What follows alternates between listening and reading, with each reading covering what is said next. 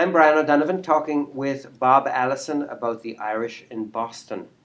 So it's June and it's 1837. Now this is 10 years before the Black 47, the really height of the famine. So full 10 years here in the Boston area, there were Irish, still a lot of Irish in the area.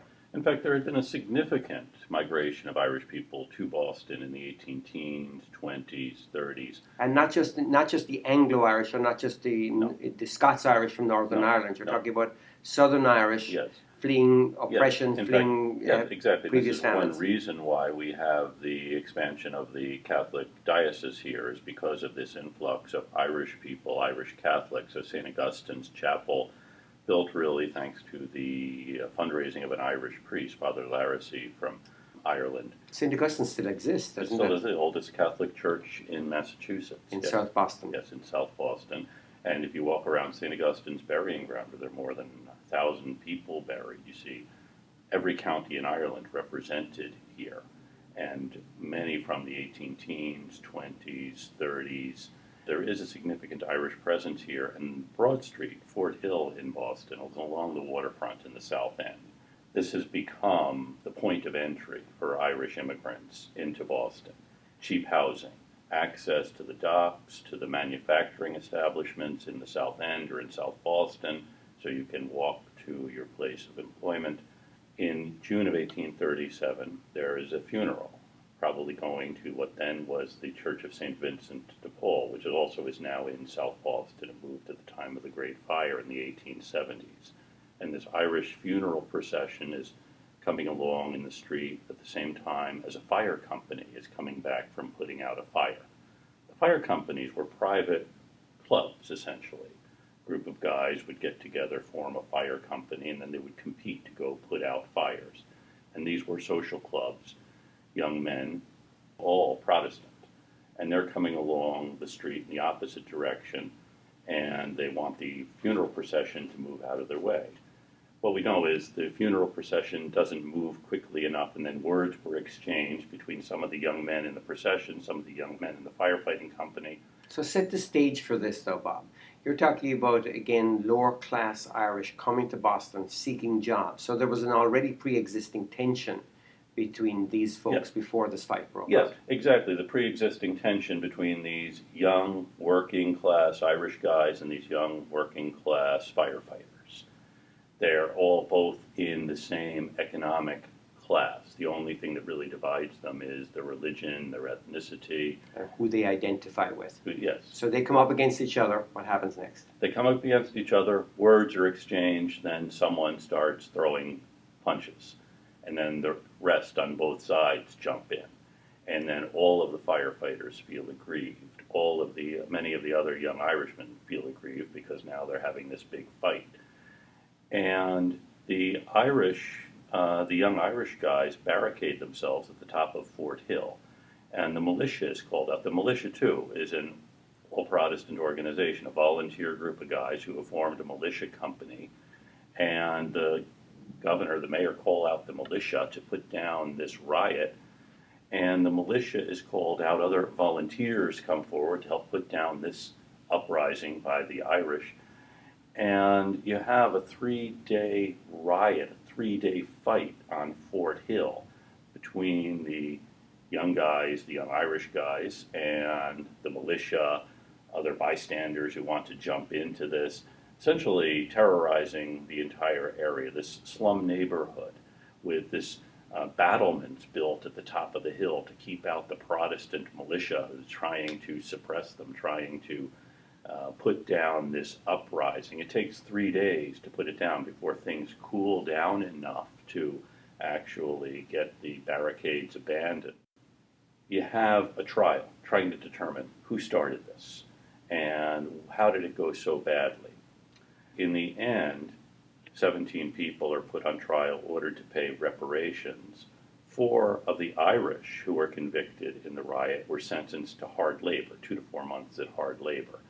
The jury would have been all overwhelmingly Protestant, all Protestant. There aren't going to be Irish on the jury at this time because in order to be a jury, you have to vote. And there are very few Irish voters at this particular moment in Boston's history. And the Newspapers also see this as the Irish causing it, for the most part. Now, there are some Bostonians who can look at this more objectively or more reasonably and see that there's blame on both sides. And one of those who does is the mayor of Boston, who realizes that having the firefighters as these all-volunteer groups is really a bad thing. And so this is the beginning of, Boston has a long history of fire companies. In fact, Boston is the first American city really to have a firefighting force. But after this, there's a move to professionalize the firefighting force. So you're not going to have the firefighters who are guys in a social club racing to put out a fire because they get paid more for it. And actually, there are cases of fire companies fighting each other to get to the fire first, because if you put it out, you get paid, the other guys don't. So we have a move to professionalize the firefighting force, and also a move to be more accommodating to the immigrants, to recognize that they are bringing something here, their labor, and are not disruptive to the greater society, as the Irish are trying to assimilate into American society. So the Broad Street riot really stands out as an episode of escalation.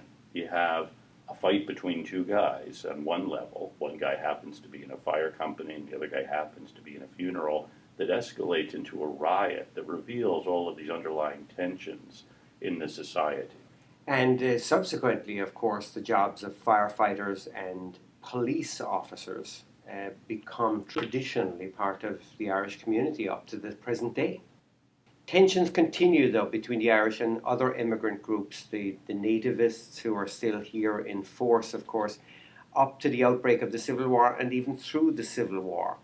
How were the Boston Irish reacting during the Civil War? Did they take sides? Were they active politically leading up to it? Abolitionist movements were going on. There were union clubs and conservative clubs here that were on each side of the Civil War. Where did the Irish community fit in that pivotal period of American history? The Irish, for the most part, had not been abolitionists, had not been part of the anti-slavery movement. They saw it as someone else's fight.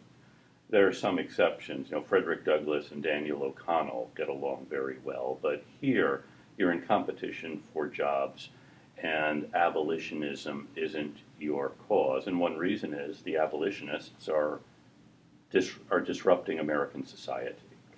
And in 1854, when Anthony Burns is apprehended, he had escaped from slavery in Virginia, and he is apprehended and is going to be returned to slavery, the only militia company that will take the job is Thomas Cass's Columbian Guards. Thomas Cass, an Irish immigrant, the Columbian Guards is an Irish militia unit. In the fall of 1854, the Know-Nothings take control of the state government. The Know-Nothings, the American Party.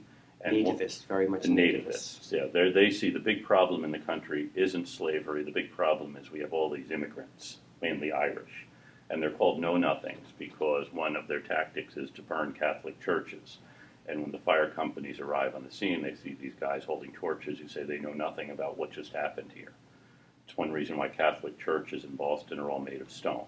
So you have the nativists taking control of the state government, and they do two notable things. One is to disarm the Columbian Guards. They weren't going to have armed Irishmen as a part of the peacekeeping force. Another thing they do is amend the state constitution to forbid any state aid to parochial schools, as Massachusetts has a public school system, and that should be good enough for everyone, even if the school day begins with a reading from the King James Bible and is a relentlessly congregationalist indoctrination. In 1861, after the firing on Fort Sumter, Cass reforms the Columbian Guards as the Massachusetts 9th Volunteer Regiment. And after their training, they march up Beacon Street, and Mrs. Harrison Gray Otis, the widow of Boston's third mayor and the grand lady of Boston politics, presents Cass with the regimental flag, a green flag. So here you have the Irish coming to the defense of the Union. And for the Irish, the cause isn't to end slavery, but to save the Union, because they see the United States is the entity that has provided them with an opportunity. So the Civil War continues, and there are many, many Irish who fight in the Civil War. Some of them are conscripted right off the boats. Some of them join up because it's work, and some of them are committed to the protection of the Union, as you point out. How did the Civil War change the perception of and the activities of and the future position of the Irish in the Boston area? Was there a big change? There's a tremendous change in the perception of the Irish after the Civil War because the Irish had come to the defense of the Union. The Irish had shown their ability to fight, and also the Irish are essential to the industrial production here in Boston. You know, producing the armaments of war. Most of the cannon used in the Civil War are manufactured in South Boston. South Boston at this time is a heavily Irish community, and most of the iron workers are Irish. And you have the Irish like Cass's Irish Ninth joining to fight, showing their worth. So this is a huge step in changing the perception of the Irish as patriotic Americans. Both the Irish and the African Americans find their place in American society during the war.